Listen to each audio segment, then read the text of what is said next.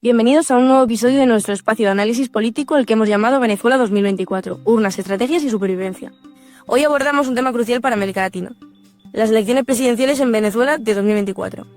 Con la reelección de Nicolás Maduro en medio de denuncias, irregularidades y de tensiones crecientes, ¿estamos ante un ejercicio democrático real o una estrategia de supervivencia del régimen? Para responder a esta y otras preguntas, conversamos con la académica Lucía Moreno, experta en regímenes híbridos y transición democrática. Venezuela celebró sus elecciones presidenciales el pasado 28 de julio de 2024. El Consejo Nacional Electoral proclamó la victoria de Nicolás Maduro con el 51,95% frente a un 43,18% del opositor Edmundo González. Pero más allá de los números, ¿qué nos dicen estos comicios? Buenos días, Diana. Las elecciones deben analizarse más allá de los resultados formales. Lo que vimos en Venezuela fue un proceso marcado por altos niveles de control institucional del chavismo, exclusión opositora y presión internacional. Según Rosés Pérez, solo un 2% de los venezolanos en el exterior pudo votar, cuando se estima que hay más de 5 millones fuera del país, la mayoría de ellos opositores. Además, se reportaron deficiencias en la actualización del registro electoral, lo que impidió a muchos ciudadanos validar su participación. También hubo una fuerte presencia del oficialismo en los medios de comunicación públicos y estatales, en detrimento de la campaña opositora. Todo esto genera una serie de dudas sobre la equidad del proceso. Además, no hay que dejar de lado que la participación fue solo de un 57,9%, una cifra bastante deficiente para cualquier país que se quiera llamar democrático. Se hablaba de ciertos acuerdos previos para garantizar condiciones más equitativas, como los acuerdos de Barbados. ¿Se cumplieron? Los acuerdos de Barbados, firmados en octubre de 2023, tenían como finalidad establecer garantías mínimas para unas elecciones competitivas y democráticas. Incluían compromisos para permitir observación internacional, actualizar en el registro electoral, revisar inhabilitaciones políticas y asegurar condiciones equitativas en la campaña.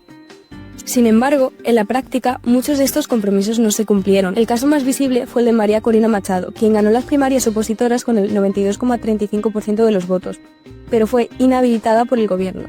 Su candidatura fue sustituida finalmente por Edmundo González Urrutia, tras un intento también frustrado de inscribir a la profesora Corina Lloris. Este incumplimiento no solo deterioró la confianza de la oposición del proceso, sino que también afectó a la percepción de la legitimidad ante la comunidad internacional. Ahora bien, ¿cómo explicamos este comportamiento del gobierno venezolano? ¿Es simplemente autoritarismo? ¿Hay algo más estructural? Muy buena pregunta. Como explican Alarcón y Hidalgo en su estudio de 2024, el chavismo ha seguido una lógica de supervivencia autocrática. Esto significa que el régimen de Nicolás Maduro se mueve en función de su necesidad de mantenerse en el poder, adaptando su comportamiento según sus recursos y niveles de popularidad. Cuando cuenta con legitimidad interna o recursos suficientes, como petróleo o respaldo popular, puede tolerar mayor competencia. Pero cuando estas condiciones faltan, como ocurrió en 2023, con una economía en crisis y una imagen pública deteriorada, se refugia en un mayor autoritarismo y represión. De hecho, los autores señalan que el 84,6% de la población encuestada a finales de 2023 consideraba necesario un cambio en el gobierno. En este contexto, el chavismo recurrió al control de las instituciones, la inhabilitación de los rivales y el uso selectivo del aparato judicial y mediático para conservar su dominio. ¿Podríamos decir entonces que la elección fue más una estrategia de legitimación que una competencia democrática? Exactamente. En un artículo de Boscán y Widerbost se presenta un análisis desde la teoría de juegos que muestra cómo el gobierno venezolano y la oposición actúan de forma estratégica para maximizar sus beneficios. El chavismo busca legitimidad internacional y la oposición reconocimiento como actor democrático. Participar en elecciones, aun bajo condiciones desiguales, permite al régimen mostrar una fachada democrática y reducir presiones externas, especialmente de países que aún exigen mínimos procesos institucionales antes de levantar sanciones. Lo que vemos es un modelo donde lo importante no es tanto el resultado electoral, sino el control del proceso, algo que se repite en varios regímenes autocráticos contemporáneos.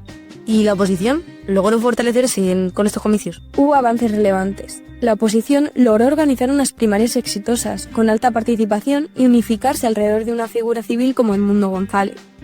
También impulsaron un discurso de cambio que caló en buena parte de la sociedad, pero fueron víctimas de múltiples obstáculos: inhabilitaciones, intervención judicial en partidos, trabas al registro electoral y manipulación del aparato comunicacional. Además, como indica Rosés Pérez, su campaña apostó por el mensaje de una victoria inevitable con el lema "Vamos a ganar y vamos a cobrar", lo que generó una fuerte expectativa. Sin embargo, al no verse reflejado ese triunfo en los resultados oficiales, se produjo una mezcla de frustración, polarización e incluso violencia a sectores ciudadanos tras la jornada electoral.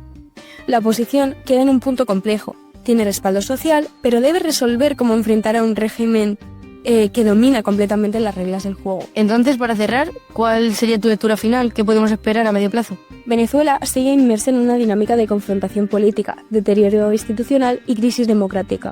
El gobierno mantiene un fuerte control de las instituciones, respaldo de actores externos como Rusia, China o Irán y alianzas clientelares internas, incluyendo con las Fuerzas Armadas. Mientras tanto, la oposición enfrenta desafíos para mantener la unidad, canalizar el descontento y evitar caer nuevamente en la desmovilización. A nivel internacional, los observadores como el Centro Carter señalaron irregularidades relevantes en el proceso, lo cual dificulta la aceptación de los resultados. Y si miramos los indicadores democráticos, como el índice de The Economist, Venezuela apenas alcanza 2,3 puntos sobre 10, lo que la coloca entre los regímenes más autoritarios de la región. En resumen, mientras no hay un cambio estructural que garantice condiciones verdaderamente libres y competitivas, el futuro político seguirá siendo incierto y profundamente limitado por la lógica de supervivencia del régimen y las fracturas internas de la oposición. Lucía, muchísimas gracias por tu claridad y profundidad. Sin duda, un tema que seguirá en nuestra agenda. Gracias a ti, Diana. Seguiremos atentos.